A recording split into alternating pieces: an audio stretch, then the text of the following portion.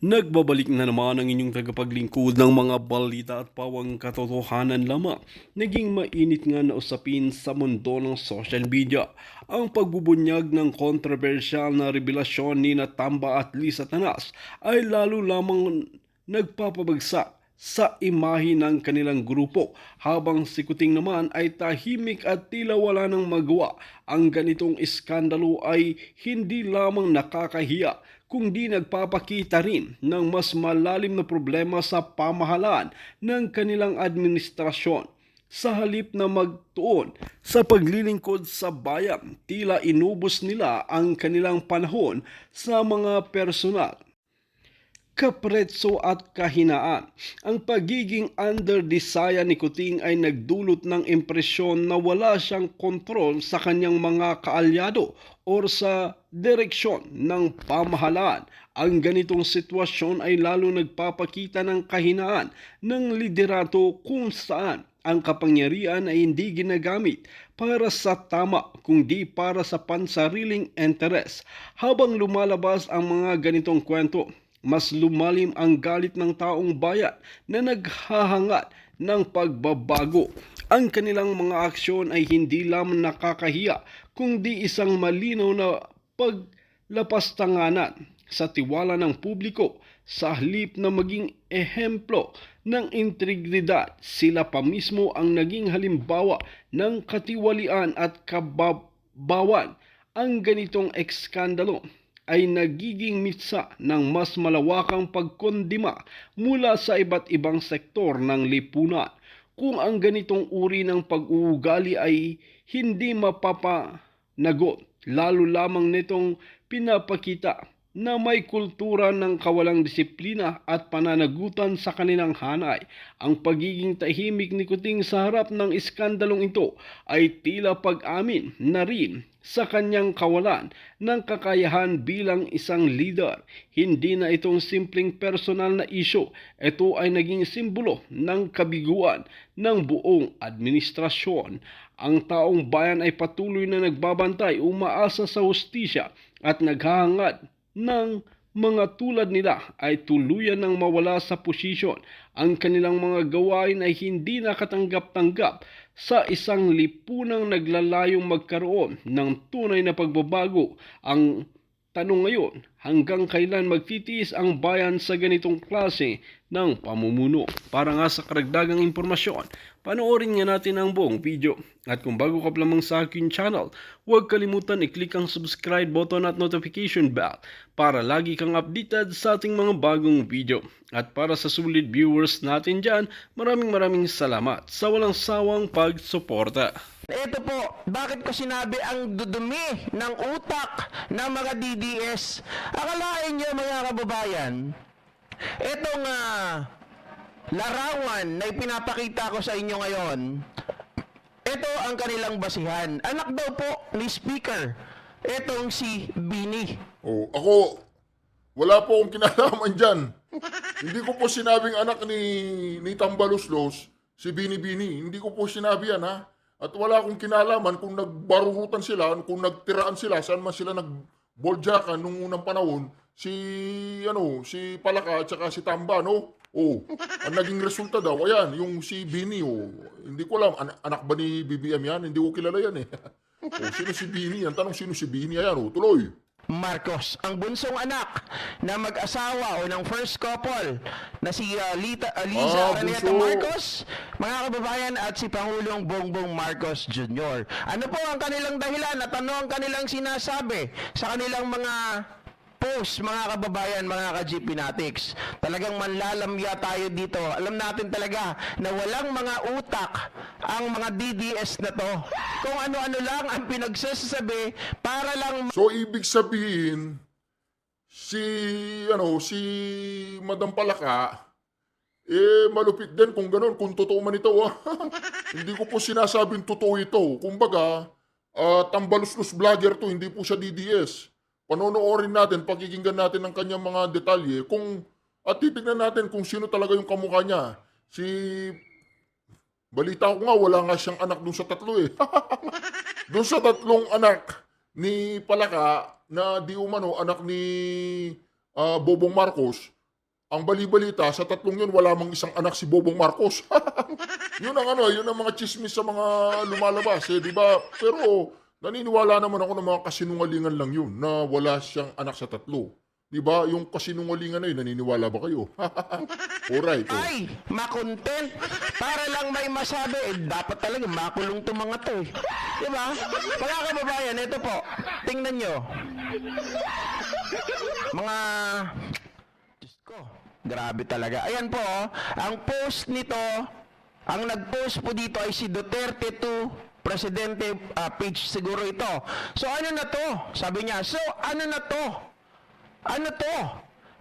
Naka-score. So siguro po itong vlogger na to, no? Hindi ko naman sinasabing bayaran. Halimbawa, bayaran tong vlogger na to, itong Go Philippines vlogger na to. Halimbawa, bayaran siya. Siguro napag-utusan siya na, hoy, Go Philippines, depensaan mo yung post. May kumakalat na balita, na post, na itong si Martin, anak niya yung bunso ko. O, depensahan mo ko, magpahayag ka doon na sabihin mo, hindi totoo yan. O yan, nagpahayag nga, hindi totoo daw. Si Tamba kay Kokak. Iyo, kaluod. Hindi ko alam ang ibig sabihin ng kaluod. Bisaya po siguro ito, mga kababayan. At mga comment dito ay malamang na iskuran. Oh. Hindi lang yan, mga ka-GP Natex. Siguro, ang pinagbabasihan nila dito, yung kilay, yung mata, yung... tawag dito, yung eye bag, oh, 'di ba? Tapos yung ganito, yung guhit dito sa ganito ni Bini, mga kababayan at ni speaker. Ako, hindi ko po sinasabi na si GP Natix, si Go Philippines, hindi, shoutout sa iyo, Brad, magre-react lang ako sa ano mo. Yung gusto mag-subscribe sa kanya, mag-subscribe po kayo. Dito kay Go Philippines, siguro ang sinasabi lang niya dito na masyadong malisyoso yung mga nagpo-post na pati yung anak dinadamay at pati yung nanay nadadamay, na di umano yung nanay bumukaka kay Martin, nagpahataw o lumabas si Bini, ganon. Nagpapaliwanag po si Go Philippines dito, pakinggan po natin ha. Ako sinasabi ko, wala akong kinalaman dito, mismong vlogger nila to. Pakikinggan natin yung vlogger nila na kung paano niya depensahan si Tamba tsaka si Palaka. Ngayon, paano ba niya didepensahan si Tamba tsaka si Palaka? Nung kabataan. Hindi lang yan. Talagang nakakabuwang. Diba? Meron pa isa sila na ipinagkakalat, mga ka-GP Natix. Ito po, hindi lang pala si Bini ang kanilang ginagawa ng istorya. Bagkos, maging si Simon. Ito, walang kadala-dala to si Channel 167, na kinasuhan ng, talbog na tseke. Ito, siya yan, Nako! Naglabasan na si Uncle at ang kanilang pamangkin. Mga kababayan, ang gusto nilang palabasin dito, etong si Sap Lagdameo at si Simon ay tatay daw ni Simon si Sap. Diba? Kasi mga kababayan, bakit? Hindi man diretsahan na sinabi dito, pero base doon sa una nating nakuha o base doon sa kanilang post na si Bini ay o si FL Lisa ay naiskoran daw ni speaker, mga kababayan, malamang ganon din po yung sinasabi nila dito kasi magkahawig daw ito. Grabe naman tong mga nagpo-post na to, no? Di ganun kalandi si Palaka. Ganun ba kalandi si Palaka, ganun? Kung ganun, totoo yung sinasabi ni nung isang vlogger na kapag nakahay na sila at lasing na sila nagtotorjakan. Yung parang tinatawag nilang orginistic, ganun. Grabe naman pala si Palaka kung totoo yan. Hindi siya naawa kay Bangag. Paano yan? Anong gagawin natin dyan? Papa-DNA test natin, di ba? Kung ayaw magpa-follicle test ni Bangag, paano yung mga tao na to, kung papa-DNA test, kailangan pa bang pakialaman ng taong bayan, yung kalandian na may kalandian? Di ba? Dapat hindi na po, di ba? Kanino man mga anak yan, hindi man anak ni Bangag yan, anak man yan ni Lagdameo o ni Romualdez, may pakialam pa ba tayo sa kati ng may kati, di ba? Kung kinati, ayaw natin siya, nagpakamot sa iba, nagpatorjak sa iba, hindi na natin problema yon. Hindi na apektado si Bangag doon. Pero, Kinakailangan bang malaman ng taong bayan kung sino-sino ang mga tumordiya kay Palaka? Di ba? Maya naman kayo, may pamilya yan, huwag niyo siyang ipahiya. Ano na lang tayo, focus na lang tayo doon sa issue-based dapat tayo, issue-based. Huwag yung anak niya, anak ni Lagdameo, yung isang anak ni Martin Romualdez. Huwag naman ganon. Pero pag may balitang ganito, magre-react tayo siyempre. Si Simon at si Saplag Dameo. Sa nagmula yung balita na yan, mga kababayan, mga ka-GP natik, sa mga DDS. Good. Diba? Kung natatandaan nyo po, itong si Cathy Binag noon, ang kanyang pinamamalita, ano ba yung pinamamalita niya, GP? Diba sabi niya, nung panahon na siya ay, tawag dito, kalapate, diba, na mababa ang lipad ng isa sa mga circle of friends nila Saplag Dameo, mga kababayan, nakalimutan ko na yung pangalan ng lalaki na hiniwalayan siya. Sinasabi po niya dito na si FL Lisa daw ay nakikipagganunan sa ibang lalaki.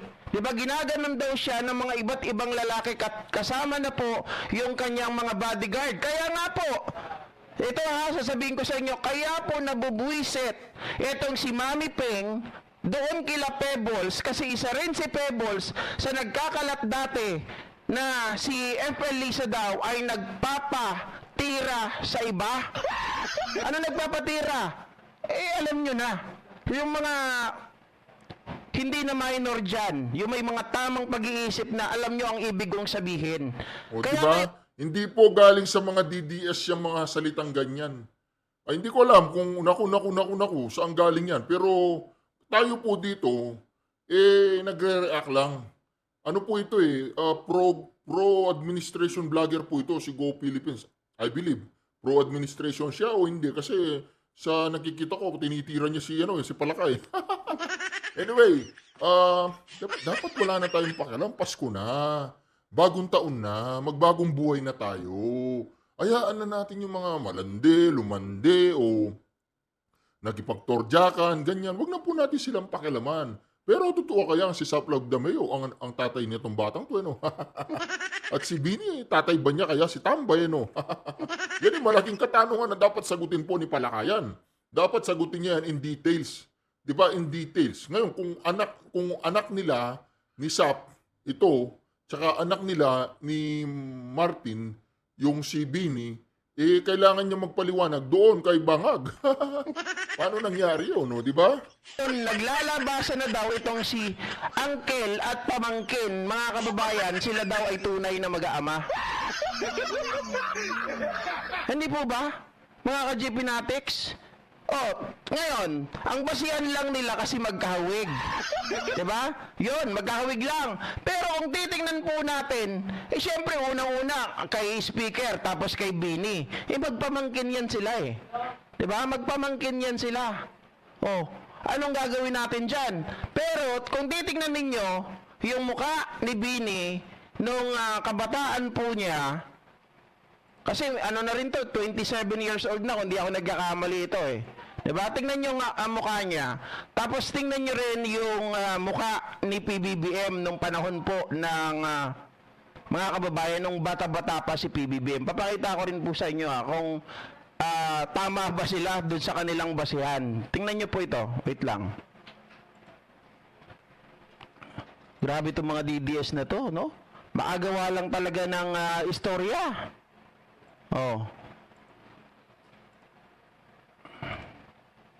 Image 2. Any development.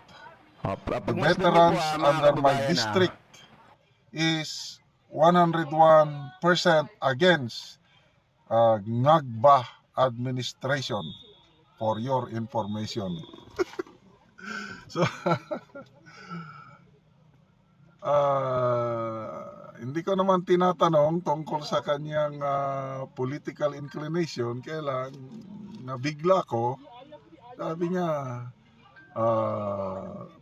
district commander pala siya ng mga veterans. Kasi kaming mga veterans may kami, bawat area divided into post, district, ganun.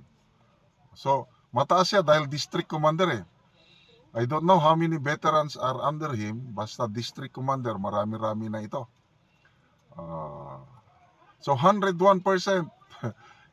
veterans under my district, 101% against this Ngagba administration.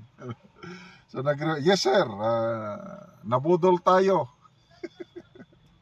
Riniplyan ko na, nabudol tayo. Ito, another reply niya. Oo nga, ako pa sinisisi ng pamilya ko and friends dahil grabe kampanya ko kay Ngagba. Thinking siya ang sulbad sa kahirapan ng Filipino people o bayan natin. Bisaya siya, no? Kaya sulbad. Nandito siya sa Mindanao. So, parehas pala kami. Kinampanya namin siya nung bago mag-eleksyon. Only to find out, wala. Budol talaga. Ako, wala namang naninisi sa akin. Kasi, andali kay may tumatawag. Hello Brad, gumagawa ako ng vlog. Mamaya na lang ha. Mamaya, tatawag ako sa iyo. Okay. So, wala namang nanisi sa akin sa pagkampanya ko. Basta, nangyari na nasa huli ang pagsisisi palagi. So, ang masasabi ko is nagkakaroon talaga ng growing number of men and women in uniform, lalo na sa retired kasi I can only speak among the retired ranks. Dahil mga men and women in uniform pa rin kami, although retired. But sa active, bago lang yung mayroong junior PMA graduate na nag-post. Sinasabi niya yung frustrations niya among his senior PMAers na bakit ang karamihan tahimik. Parang nawawalan na yung yung values na yung core values sa PMA na loyalty, courage, integrity. Bakit tahimik? Hindi nyo ba nakikita ang nangyayari? Sabi ng junior PMAer. Sabi niya, alam kong marami ang negative na matatanggap ko sa pagsulat kong ito, but so be it, sabi niya. And I share the sentiments of many junior PMA alumni sa nangyayari. At ito, binanggit mismo ni ex-Senator Trillanes, a PMA graduate, na nag-iingay ang PMA chat group. Maingay, sabi niya, tungkol sa nangyayari ngayon sa gobyerno. At tunay nga, a few days after yung pagsabi ni Senator Trillanes na maingay ang mga PMA chat group, lumabas yung open letter. Okay? Open letter addressed to the President, signed by, yung huling nakita ko sa 193 yung pumirma, mostly mga retired soldiers, although may civilian din. Binilang ko yung pumirmang general, 112 generals. Dami. Then yung iba, mga colonels o captain sa Navy, then pababa na. And these are all veterans. Kasi ang active, hindi sila pwede. Dapat tahimik lang. So yung junior PMA graduate na sumulat ng open letter, hindi niya nilagay ang pangalan niya. Dahil delikado nga naman sila. But ito na yung trend. Nag-iingay na ang men and women in uniform. Kami sa retired, yun, pwede kami makapagsalita. Yung pumirma sa open letter, pumirma lahat. hindi nila itinago ang kanilang identity kasi maganda naman ang pagkagawa sa sulat. Very respectful, kailang malaman yung sinasabi ng mga pumirma sa open letter. They are requesting the president na ibalik sa Kongreso ang ratified BICAM budget dahil it's not in line with the needs of the people. Pinupuna ng mga retired generals yung yung AKAP, yung pagbawas sa budget ng AFP modernization. Biro mo, 15 billion. Tapos pagbawas sa budget ng DepEd, basta DSWD, ang daming mga bawas Yung mga important sectors of society, binawasan.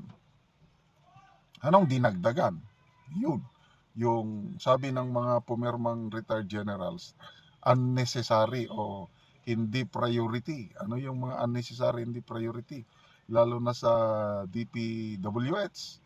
Yung mga insertion na mga basketball court, covered court, mga kung ano-ano yung mga flood control projects, mga pet projects ng mga lawmakers sa kanilang mga district. Yun ang isiningit.